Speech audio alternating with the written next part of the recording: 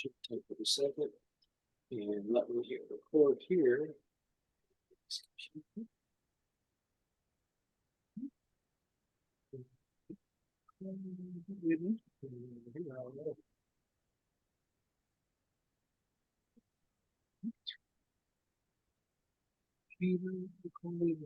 Okay, so I think you're good to go.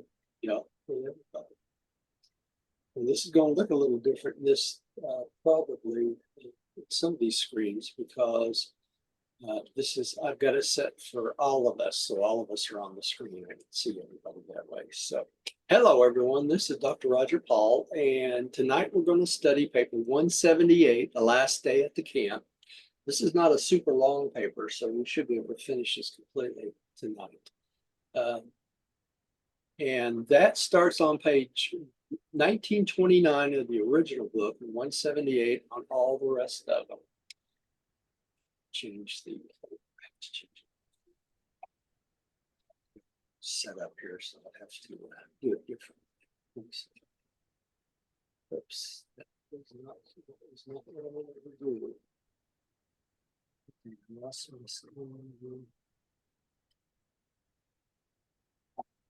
try this.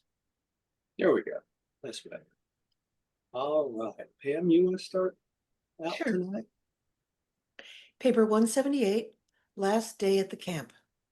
Jesus planned to spend this Thursday his last free day on earth as a divine Son incarnated in the flesh, with his apostles and a few loyal and devoted disciples. Soon after the breakfast hour on this beautiful morning, the Master led them to a secluded spot a short distance above their camp, and there taught them many new truths. Although Jesus delivered other discourses to the apostles during the early evening hours of the day, this talk of Thursday afternoon was his farewell address to the combined camp group of apostles and chosen disciples, both Jews and Gentiles. The 12 were all present save Judas. Peter and several of the apostles remarked about his absence. And some of them thought Jesus had sent him into the city to attend to some matter, probably to arrange the details of their forthcoming celebration of the Passover. Judas did not return to the camp until mid-afternoon, a short time before Jesus led the 12 into Jerusalem to partake of the Last Supper. So it's all coming to fruition, is it not? Yeah. Every time I read this paper, I think, well, we know what's coming, and it's sad. All right, discourse on sonship and citizenship. Jesus talked to about 50 of his trusted followers for almost 2 hours and answered a score of questions regarding the relation of the kingdom of heaven to the kingdoms of this world, concerning the relationship of sonship with God to citizen in earthly governments. This discourse, together with his answers to questions, may be summarized and restated in modern language as follows. Now, remember, they edited this so it makes sense to us in this day and time. All right, Rodney, would you take the next one? Yes. The kingdom. Wait a minute, Rodney. Y'all are going to notice I don't have this in yellow like I do the other things Jesus said, and the reason being is it wasn't his direct word, it was paraphrased of what he said. So that's why it's not highlighted. Okay. It's not a quote. It's not a quote. That's right. And the kingdoms of this world, being material, may often find it necessary to employ physical force in the execution of their laws and for the maintenance of order. In the kingdom of heaven, true believers will not resort to the employment of physical force. The kingdom of heaven, being a spiritual brotherhood of spirit-born sons of God, may be promulgated only by the power of the Spirit.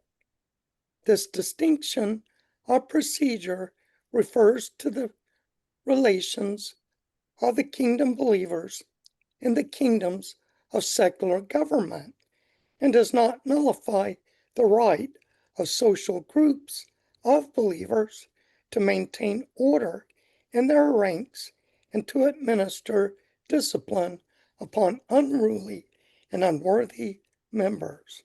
So there's not going to be any police force in heaven, is there, in ancient worlds? No. None at all. It's not necessary because people behave themselves, right?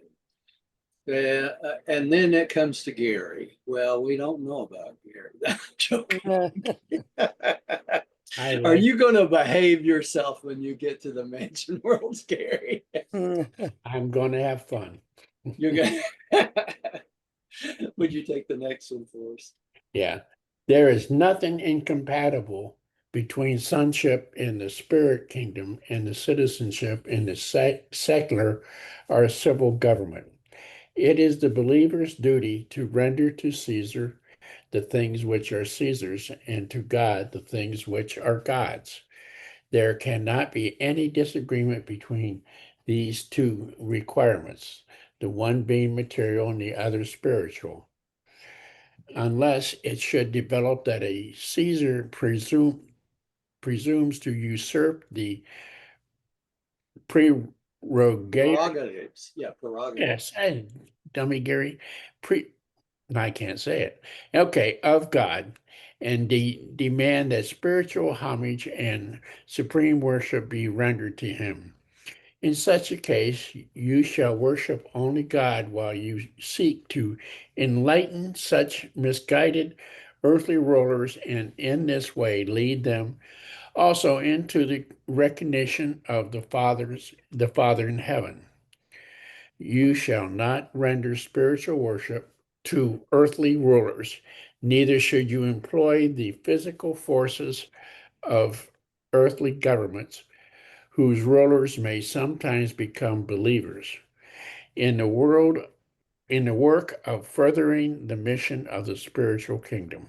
And that's exactly what the Catholic Church did. If you think about it. Now, there were lots of Caesars that assumed to try to become gods also. Were you referring to the Pope? Yes, yeah.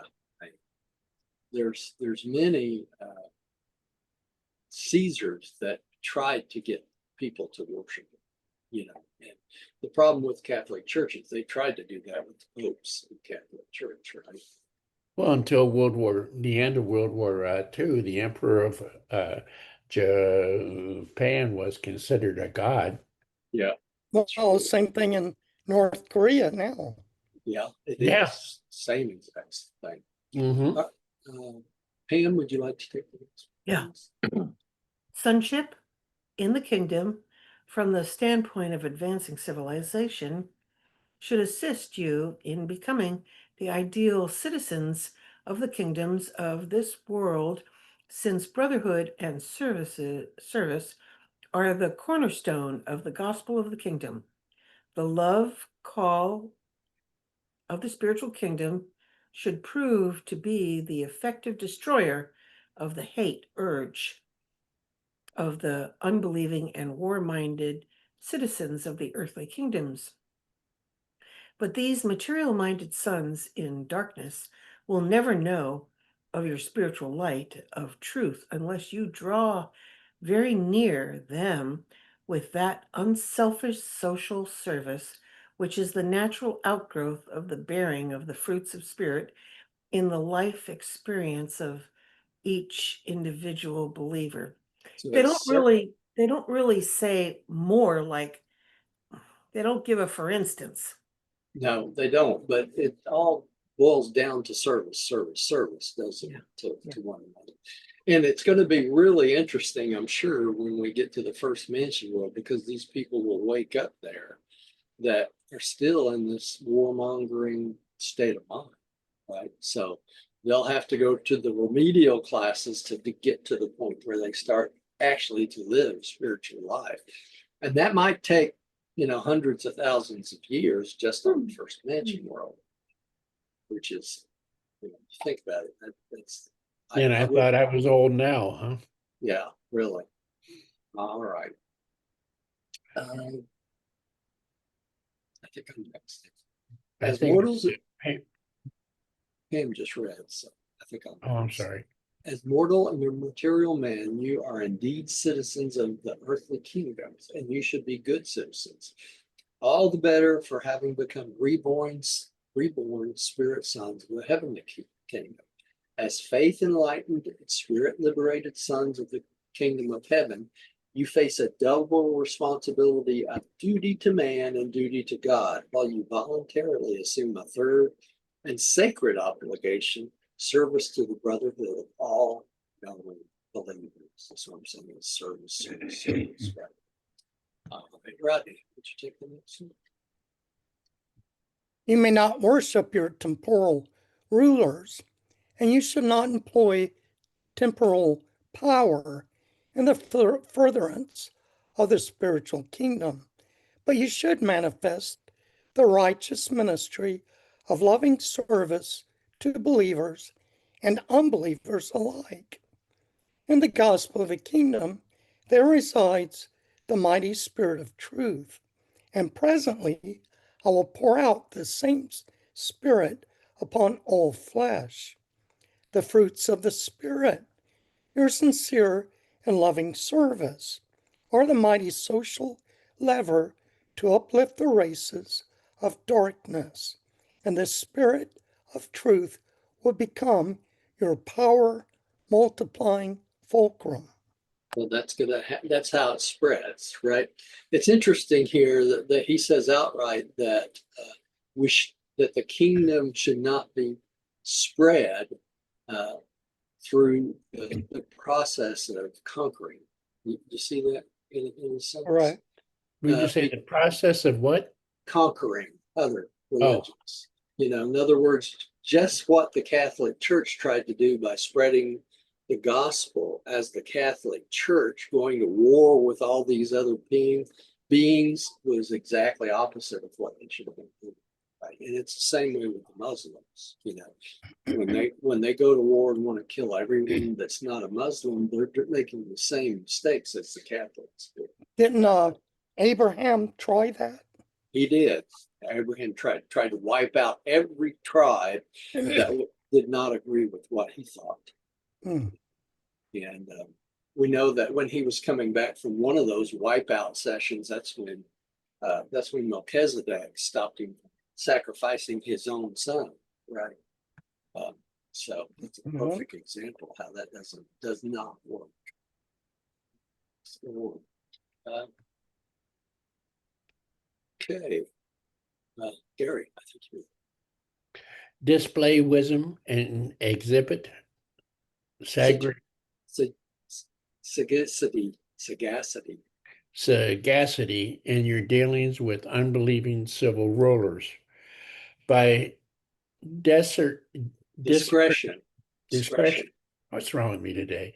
Show yourself to be expert in ironing out minor disagreements and in adjusting trifling misunderstandings in every possible way, in everything short of your spiritual allegiance to the rulers of the universe. Seek to live peacefully with all men. Be you always as wise as serpents, but as harmless as doves. I didn't know snakes were smart. I didn't either. Apparently they are. Well, they slither. They slither. That's right. There's a lot of people on this planet that slither around. All right, Pam, would you take the next one? Well, you should be made all the better citizens of the secular government as a result of becoming enlightened sons of the kingdom. So should the rulers of earthly governments become all the better rulers in civil affairs as a result of believing this gospel of the heavenly kingdom.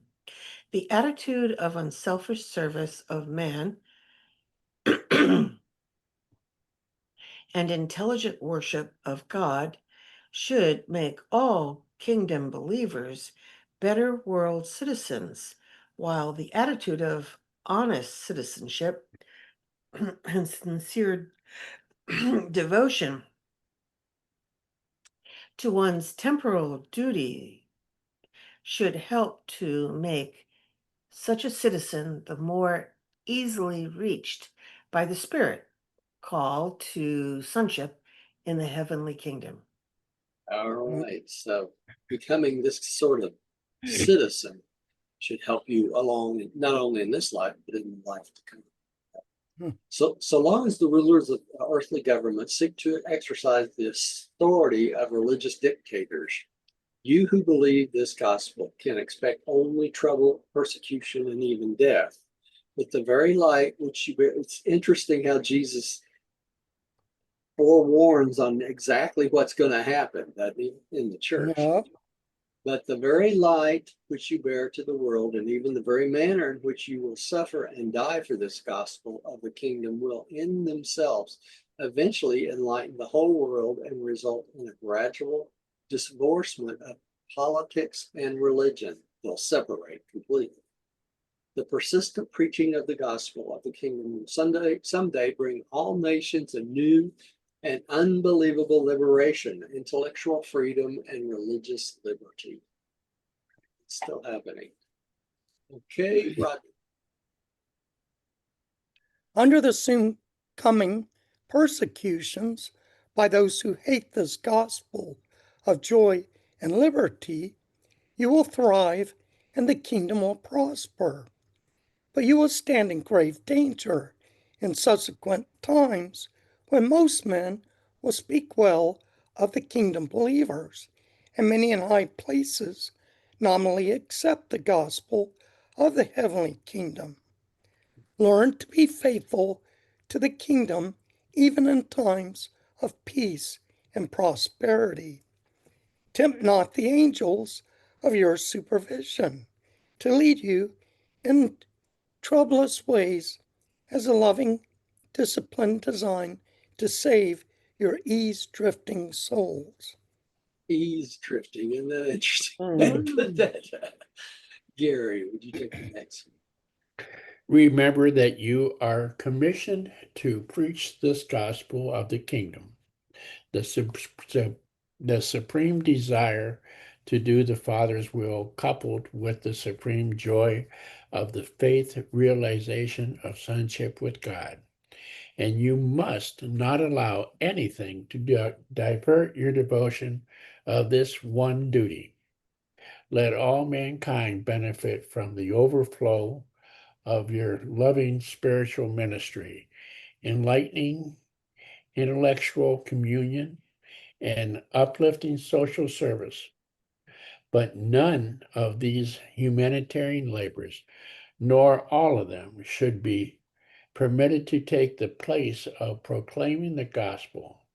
These mighty ministrations are the social byproducts of the still more mighty and sublime ministrations and transformations wrought in the heart of the kingdom believer by the living spirit of truth and by the personal realization that faith of a spiritual born man confirms the assurance of living fellowship with the eternal God. And then interesting how the spirit of truth interacts so much with our lives, changes. It makes you wonder how it was on earth back then before the spirit of truth. Yeah. Well, it had to be a lot more chaos and barbarianness. It must have been. Yeah, I mean, we were born into the spirit of truth. yeah, exactly. So, Yeah, we're so fortunate, and people don't realize. It just made me think, which is unusual, that, currently there's kind of a trend of being truth seekers. You hear that term on occasion. Yeah, And I wonder if this is a uh, manifestation of that. Maybe it's a step forward. I think so. I really believe that. It's just a slow, progressive thing. All right. Pam, would you take the next one? Uh-huh. You must not seek to promulgate truth, nor to establish righteousness by the power of civil governments or by the inaction of secular laws. You may always labor to persuade men's minds, but you must never dare to compel them. You must not forget the great law of human fairness, which I have taught you in positive form. Whatsoever you would that men should do to you, do even so to them. You see the difference in this and taking people to court and our justice system and all these things. Right, right. A Big lot to difference. be dealt with. Yeah, big difference, right? Mm. When a kingdom believer is called upon to serve the civil government, let him render such service as a temporal citizen of such a government. Albeit, such a believer should display in the civil service all ordinary traits of citizenship, as these have been enhanced by the spiritual enlightenment of the ennobling association of the mind of mortal man with the indwelling spirit of the eternal God. If the believer can qualify as a superior civil servant, he should seriously question whether the roots of truth in your heart have not died from the lack of the living waters of combined spiritual communion and social service. The consciousness of sonship with God should quicken the entire life service of every man, woman, and child who has become the possessor of such a mighty stimulus to all the inherent pairs of the human personality. Notice in this paragraph, he talks about really the thought adjuster, right? That influence of God within us, not just the spirit of truth, but that influence of God within us makes a big difference, right? Right. Did you take the notes? You are not to be passive mystics or colorless ascetics.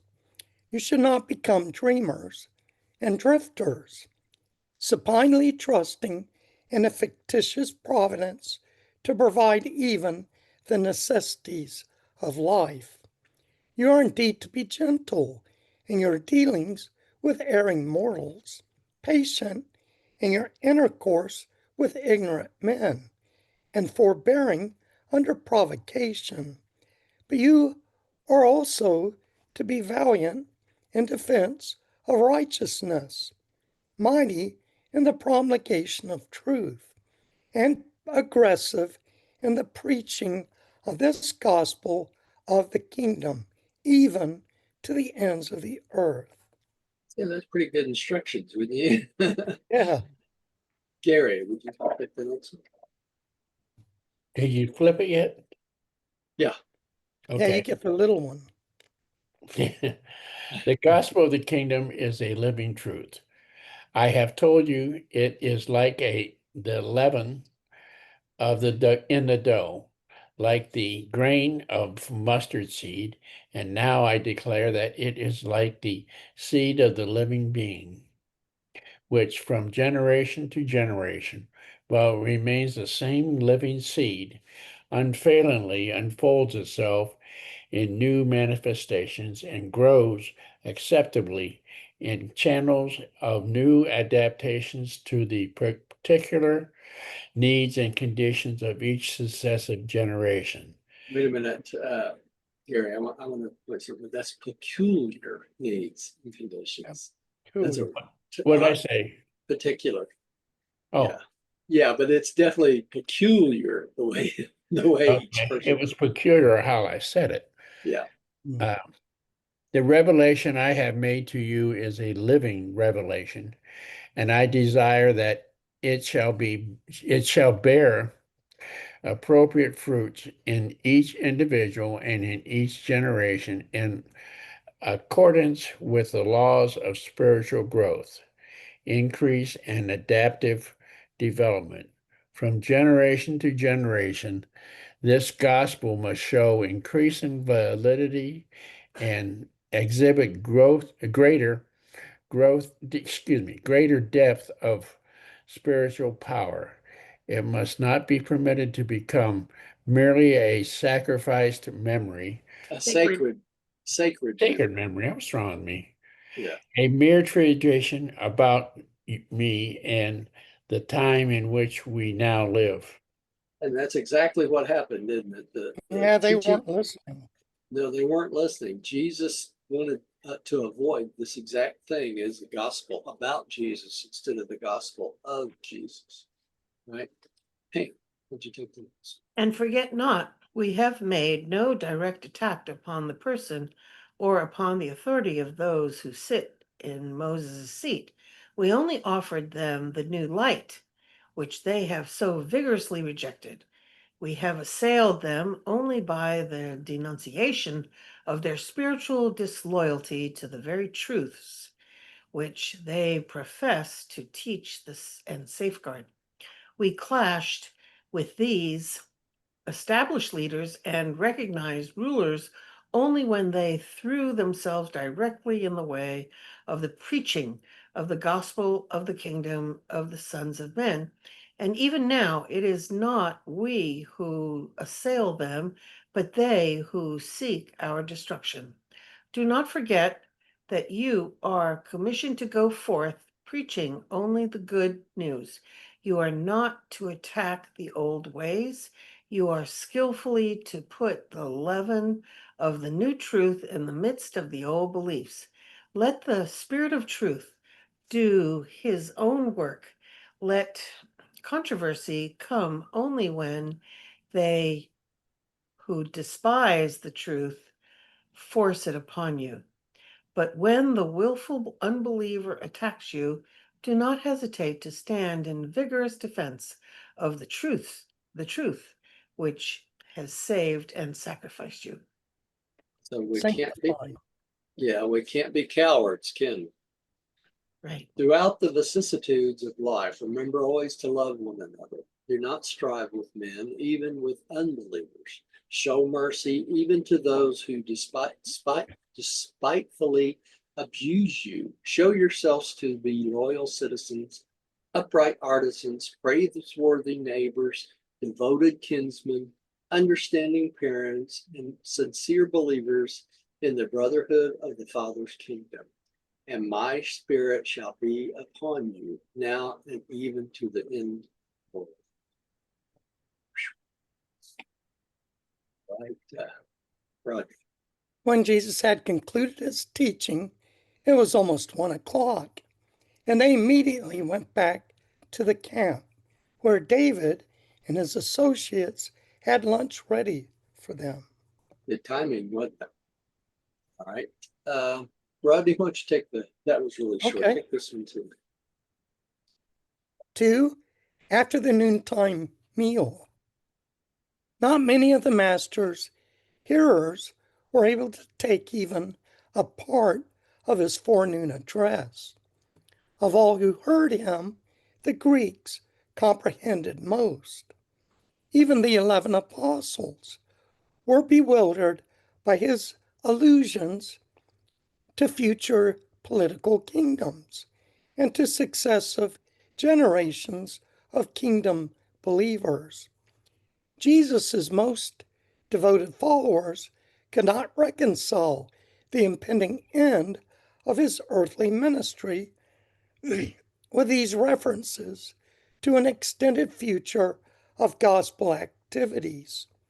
Some of these Jewish believers were beginning to sense that Earth's greatest tragedy was about to take place, but they could not reconcile such an impending disaster with either the Master's cheerfully indifferent personal attitude or his forenoon discourse, wherein he repeatedly alluded to the future transactions of the heavenly kingdom, extending over vast stretches of time and embracing relations with many and successive temporal kingdoms on earth. It would be hard for them to imagine he's talking about thousands of years. Yeah. When he's talking about this stuff, right? Gary, read this really long one. Alrighty, I'll stumble through it. Okay. By noon of this day, all the apostles and disciples had learned about the hazy flight. hasty flight of Lazarus from Bethany. They began to sense the grim determination of the Jewish rulers to exterminate Jesus and his teachings. So they knew that they were in danger too, didn't they? Right? Mm-hmm. Right? Pam. Mhm. David Zebedee, through the work of his secret agents in Jerusalem, was fully advised concerning the progress of the plan to arrest and kill Jesus. He knew all about the part of Judas in his plot, and he never disclosed this knowledge to the other apostles, nor to any of the disciples. Shortly after lunch, he did lead Jesus aside and, making bold, asked him whether he knew, but he never got further with his question. The master, holding up his hand, stopped him, saying, "Yes, David, I know all about it, and I know that you know, but to see it that you tell no man. Only doubt not in your own heart that the will of God will prevail in the end." David knew what was coming too, didn't he? Uh-huh. Obviously. Well informed. This conversation with David was interrupted by the arrival of a messenger from Philadelphia bringing word that Abner had heard of the plot to kill Jesus and asking if he should depart for Jerusalem. The runner hastened off for Philadelphia with this word for Abner: "Go on with your work. If I depart from you in the flesh, it is only that I might return in spirit. I will not forsake you. I will be with you till the end." So he's telling me he knows what's coming. Yeah. That Abner should continue on with his work, right? All right, Rodney. About this time, Philip came to the master and asked, "Master, seeing that the time of the Passover draws nearer, where would you have us prepare to eat it?" And when Jesus heard Philip's question, he answered, "Go and bring Peter and John, and I will give you directions concerning the supper we will eat together this night. As for the Passover, that you will have to consider after we have first done this." All right, so he was preparing for the Last Supper, wasn't he? Gary, would you take the next one? When Judas heard the master speaking with Philip about these matters, he drew closer that he might overhear their conversation.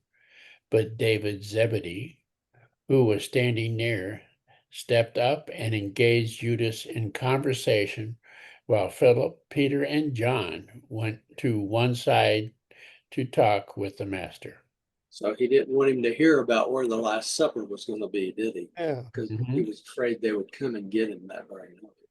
Pam, could you Uh-huh. take the next one? Said Jesus to the three, "Go immediately into Jerusalem, and as you enter the gate, you will meet a man bearing a water pitcher. He will speak to you, and then shall you follow him. When he leads you to a certain house, go in after him and ask of the good man of that house, 'Where is the guest chamber wherein the master is to eat supper with his apostles?' And when you have this thus inquired, this householder will show you a large upper room, all furnished and ready for us." Now I'm going to quiz you on who knows who the father, whose father this man was. I think it was the young kid. John John Mark. Mark's. John It Mark's. was Elijah Mark Yeah. that Mhm. it's his house. So I Yeah. got it half right. Yeah. Well, you got it Hmm. mostly right because that's exactly what I was asking. Well, right? from when John Mark went with Jesus into the hills on Wednesday, Yeah. they prearranged this. Yeah.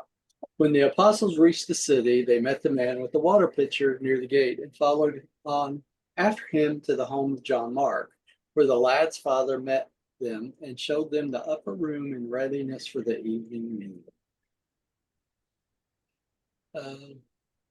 Rod. And all this came to pass as a result of an understanding arrived at between the master and John Mark during the afternoon of the preceding day, when they were alone in the hills.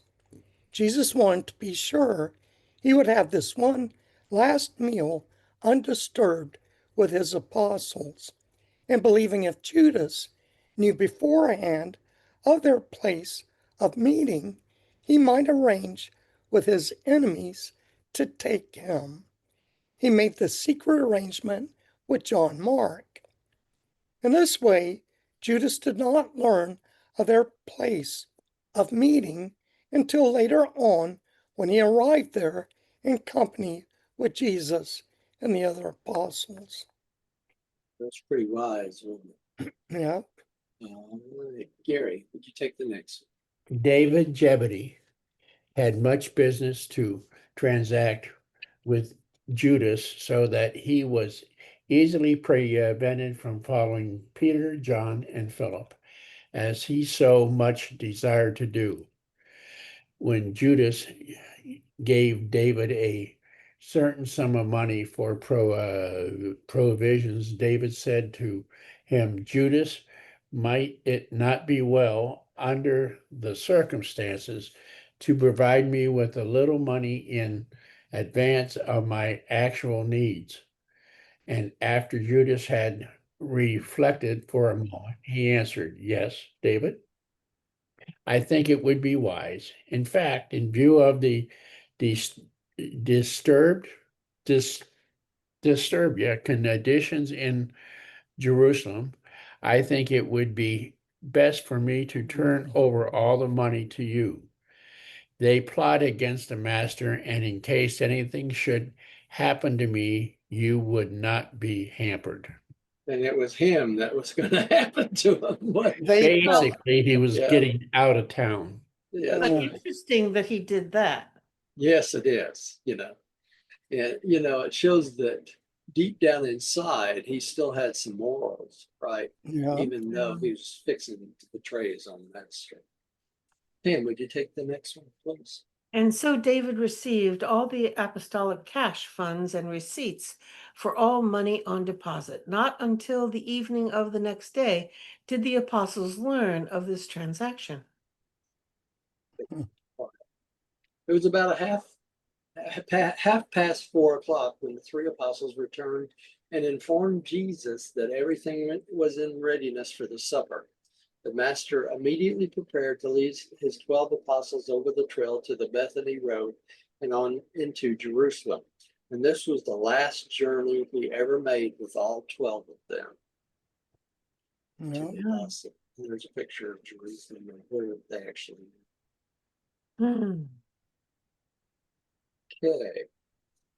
Rodney. Okay. You need to switch the screen. No, We're this still is the looking one. at the map. There we Oh, go. yeah. 3. Just On the way to the supper, seeking again to avoid the crowds passing through the Kidron Valley back and forth between Gethsemane Park and Jerusalem, Jesus and the 12 walked over the western brow of Mount Olivet to meet the road leading from Bethany down to the city. As they drew near the place where Jesus had tarried the previous evening to discourse on the destruction of Jerusalem, they unconsciously paused while they stood and looked down in silence upon the city. As they were a little early, and since Jesus did not wish to pass through the city until after sunset, he said to his associates,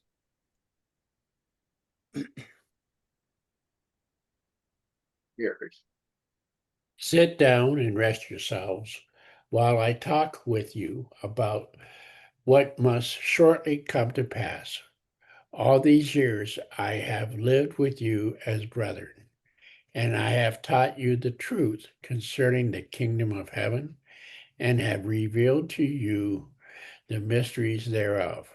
And my Father has indeed done many wonderful works in connection with my mission on earth. You have been witnesses of all this and partakers in the experience of being laborers together with God. And you will bear me witness that I have for some time warned you that I must presently return to the work the Father has given me to do. I have plainly told you that I must leave you in the world to carry on the work of the kingdom. It was for this purpose that I set you apart in the hills of Capernaum. The experience you have had with me, you must now make ready to share with others. As the Father sent me into this world, so I am about to send you forth to represent me and finish the work I have begun. Pretty much a straightforward charge, isn't it? Mm-hmm. Right. Pam, did you take the notes? Uh-huh. You look down on yonder city in sorrow, for you have learned my words telling of the end of Jerusalem. I have forewarned you lest you should perish in her destruction, and so delay the proclamation of the gospel of the kingdom. Likewise, do I warn you to take heed lest you needlessly expose yourselves to peril when they come to take the Son of Man. I must go, but you are to remain to witness to the gospel, to this gospel, when I have gone. Even as I directed that Lazarus flee from the wrath of man, that he might live to make known the glory of God. If it is the Father's will that I depart, nothing you may do can frustrate the divine plan. Take heed to yourselves, lest they kill you also.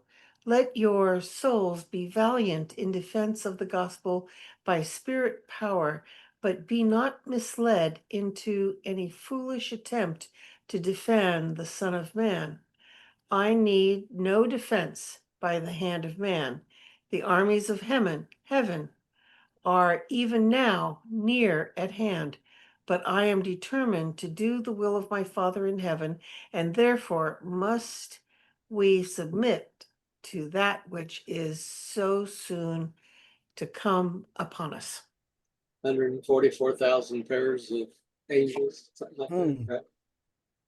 I think they could defend them pretty good. When you see this city destroyed, forget not that you have entered already upon the eternal life and in the service in the ever advancing kingdom of heaven, even of the heavens of heavens. You should know that my Father's universe and in mine are many abodes, and that there awaits the children of light the revelation of cities whose builder is God and whose worlds, whose habit of life is righteousness and joy in the truth. I have brought the kingdom of heaven to you here on earth, but I declare to you that to all of you who by faith enter therein and remain thereby, the living service of truth shall surely ascend to these worlds on high and sit with me in the spiritual kingdom of the Father. But first, must you gird yourself and complete the work which you have begun with me. You must first pass through such much tribulation and to endure many sorrows, and these trials are even now upon us. And when you have finished your work on earth, you shall come to my joy, even as if I have finished my Father's work on earth and am about to return to his embrace. So he's flatly telling him that they need to try to save themselves so they can do the work of God, right? Yep. Right. Rodney. When the master had spoken, he arose, and they all followed him down Olivet into the city. None of the apostles, save 3, knew where they were going as they made their way along the narrow streets in the approaching darkness. The crowds jostled them, but no one recognized them, nor knew that the Son of God was passing by on his way to the last mortal rendezvous with his chosen ambassadors of the kingdom. And neither did the apostles know that one of their own number had already entered into a conspiracy to betray the master into the hands of his enemies. But nobody knew nothing yet, right?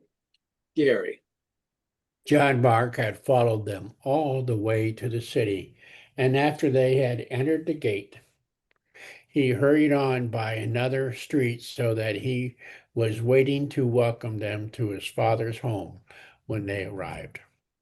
He was fast. he was fast. He wanted to get there before they did, right? And next time we will be reading the Last Supper, right? Good paper. Good paper. All right, let me stop the share.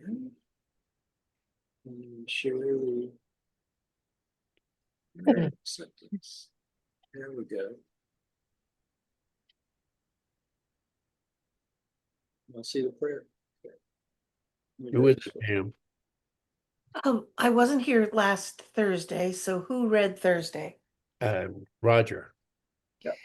Okay, Roger, it's and Rodney, I think you read before. Yes. Yeah. So Gary, it's your turn. Okay, the prayer of acceptance.